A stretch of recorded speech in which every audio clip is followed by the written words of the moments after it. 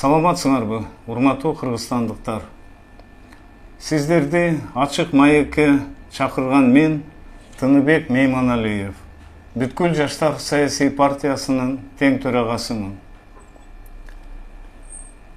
Эгер ушул жылга чейин биздин өлкөбүздүн ар бир 4-сү жараны жакырчылыкта жашап жаткан болсо, эми 5 миллиард доллар тышкы карызыбыздын чогулган пайыздарынын, жумушсуздуктун, карантин жана аргасыз изоляциялардын кесепеттеринен дагы жок дегенде калкыбыздын 25% жарандарынын жашоо деңгээли плинтустан да төмөн түшүп калды.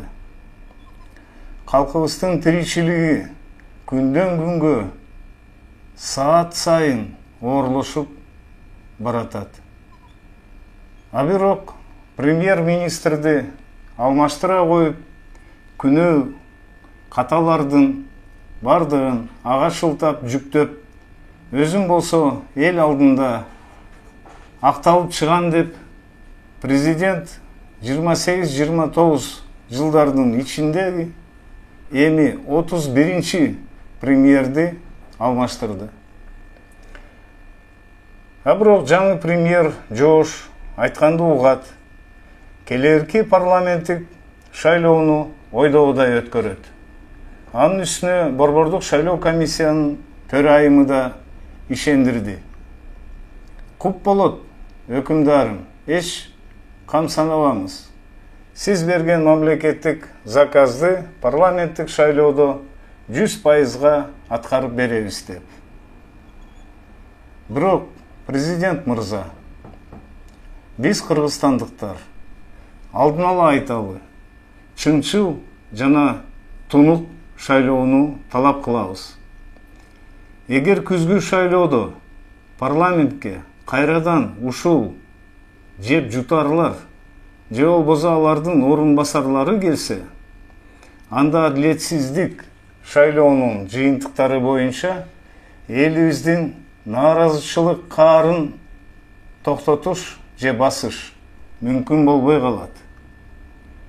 Чек аралардан өтө албай, же үйдөн жок, же чүйдөн жок, жумушсуздук менен куулуп аткан 100 000 деген биздин эмгек мигранттарыбыз, накта патриоттор мекенине жете албай турушат. Интернетте жүрөт, аларды өткөрбөй, кабыл албай аткан биздин бийликтегилер. А бул жакта аларды күтүп, үй бүлөлөрү бирде ачка, бирде ток. Байыркы замандан бери айтылып келе жатат. Падыша эли үчүн биринчи кезекте адилеттүү болушу керек. Элибизге, ар бир жараныбызга адилеттүү жана мээримдүү мамиле кылышыңыз зарыл, президент мырза. Бир ай мурда эле сунуштадык.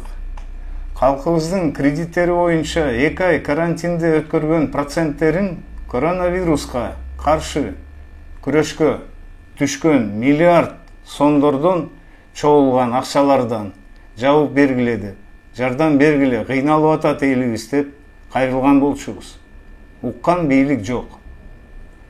Анысы аз келгенсип, банктар тескерисинче ошол каникулда топтолгон пайыздарды да под процент коюп салышты. 18 000 төкчү кардарлар эми банктын талабы боюнча 24 000 сом төлөш керек болуп калды.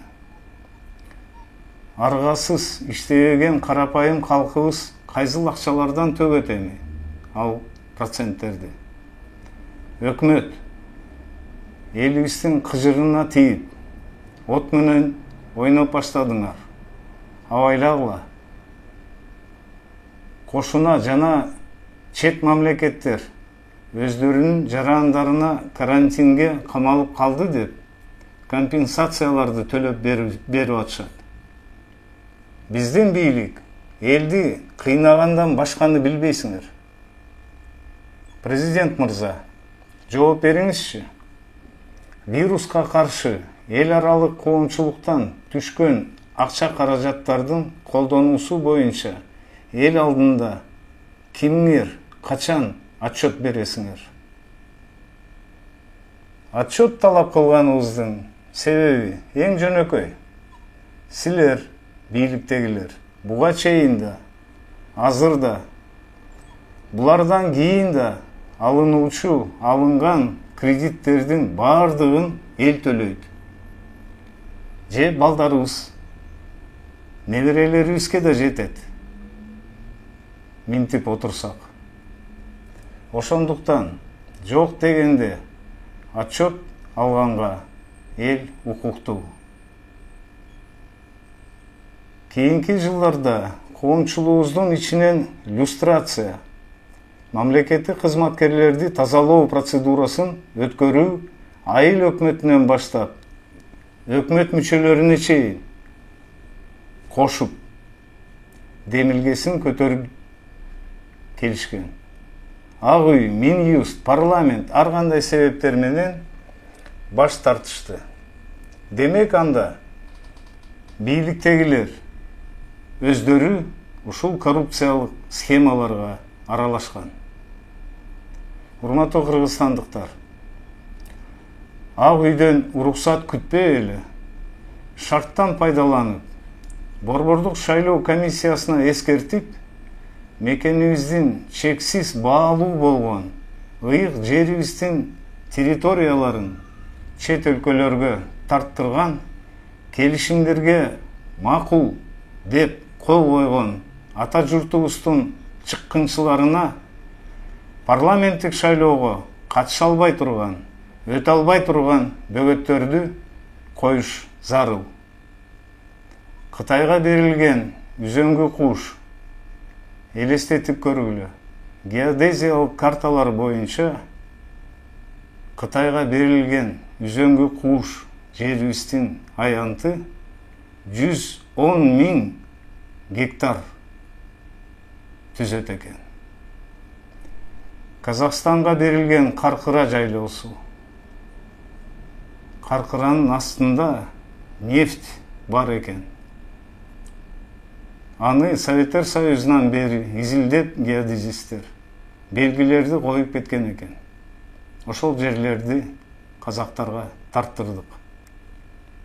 Көксай, Токмоктун тушундагы жерлер жана Ысык көл жээгиндеги 4 казак анклав ачып, Кыргызстаныбыздын ыйык стратегиялык байлыктарын чачыранды таркаткандарды мамлекеттик бийликтерден кууш керек. Жана жакын жолотпош керек. Бул чыккынчылардын тизмелери архивден алынган копиялары аты жөнү менен социалдык тармактарда жайнап жүрө. Жерибиздин бүтүндүгүн жарган бул шүмшүктөрдү экс болобу, же иштеп жатабы, же депутатпы болгон кызматтардан аяосуз кууш керек. Эч нерсесине карабастан. Булар жерибизди саткан соң элибизди да сатат. Буларга ишеним жок.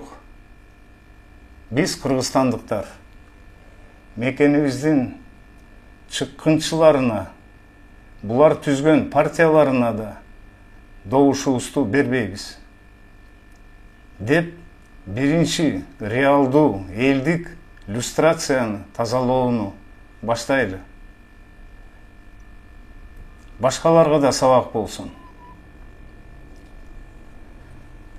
Бул кылымдык кылмыштардын башында турган Акаев менен Бакиев Кудай сактасын, жер энебиздин каргышы тийсе керек, мекенибизде басмак түгүл, чаңын жыттоого укуктары калбай калды.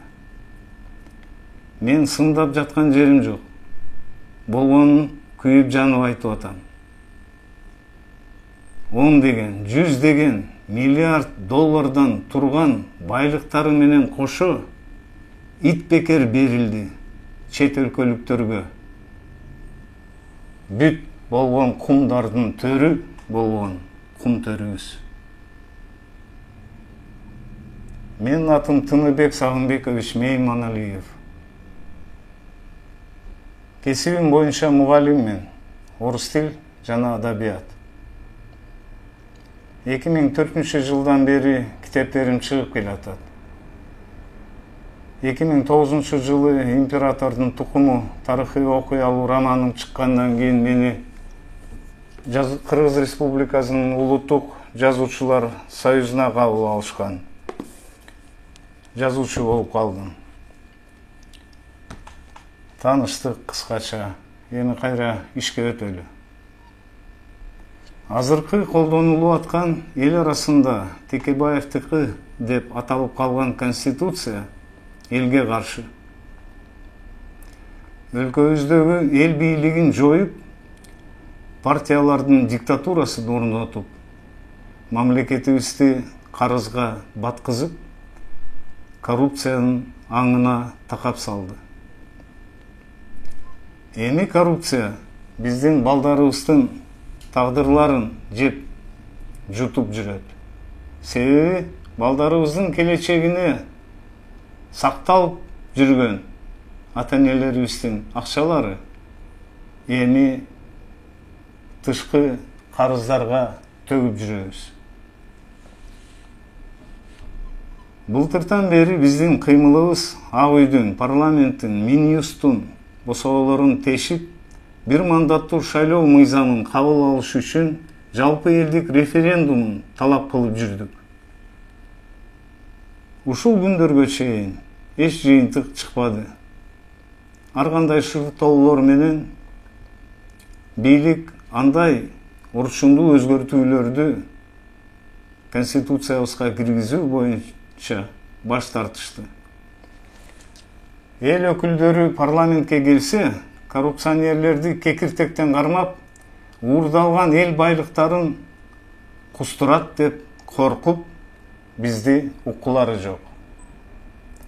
Ошентип, биздин референдум үчүн кыймылыбыз, бүткүл жаштар саясий партиясы, тең төрагасы эл арасында белгилүү болуп келе жаткан жаш таза саясатчы Чыңгыз Капаров жетектеген партияга кошулуп, колдоп, парламенттик шайлоого кам көрдүк, баштадык. Азыркы коррупциялык системаны сыртынан өзгөртүш мүмкүн эмес. Ошондуктан Кудай буйруса, элибиздин колдоосу менен парламентке өтүп, партиялардын диктатурасынын ичинен кулатыш керек. Ордуна калкыбыз эңсеген эл бийлигин орнотуп, өмүрүбүздөй зарыл болуп турат. Элдин бийлигин орнотуш керек.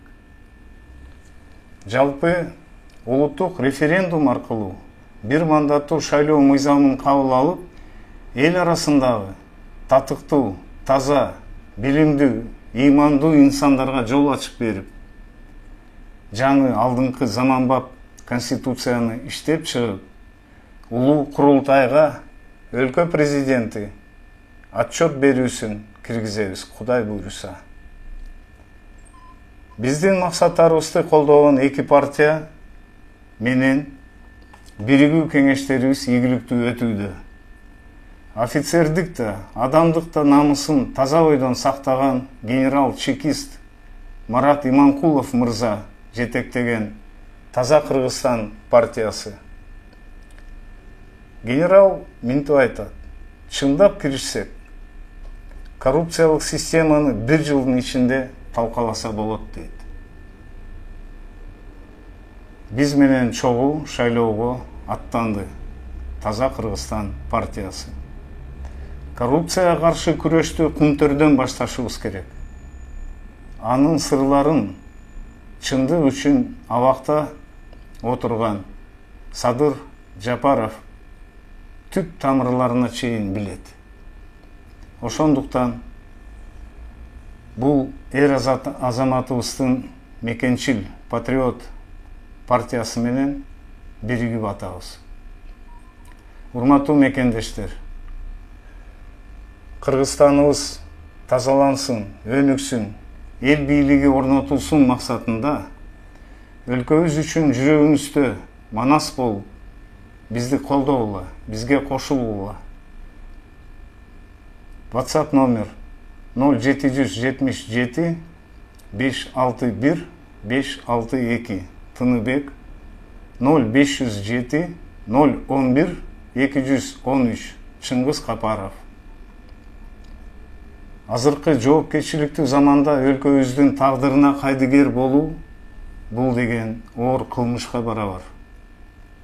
Кымбаттуу замандаш, эч качан жалгызмын деп, колуман эмне келмей эле деп ойлобоңуз.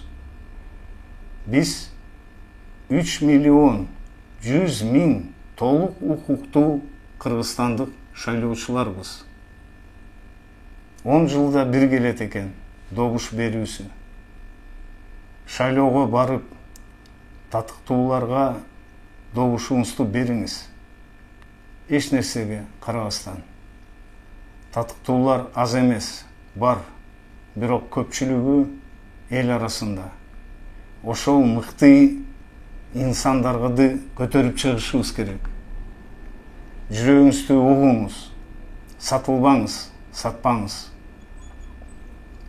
Жетишет. Буга чейинки бийликтеги партиялар бүтүн элибизди бөлүп жарып, тоноп жүрүштү. А биз тескерисинче элибизди бир идея менен бириктирип, ал негизги идея Кыргызстандын прогресси үчүн жалпы улуттук референдум аркылуу жаңы заманбап конституция иштеп чыгып, кабыл алып, элдин бийлигин орнотуу биздин максатыбыз. Тууганым, бул заманыбыз да өтөт. Болочок урпактарыбыз ар бирибизден сурай турган күн да келет. Кудай буйруса. Чоң ата, чоң апа, ата апа, ага эже, а сиз 2020 жылы өлкөбүздү коррупциядан куткарганга эмне жардам бердиңиз эле деп сурайт бизден. Сиздерди урматтап, Бүткүл Жаштар саясий партиясынын тең төрагасы Тыныбек Мейманалиев 22 июнь 2020 жыл. Сак саламатта, аман эсен, жакшы туруңуздар.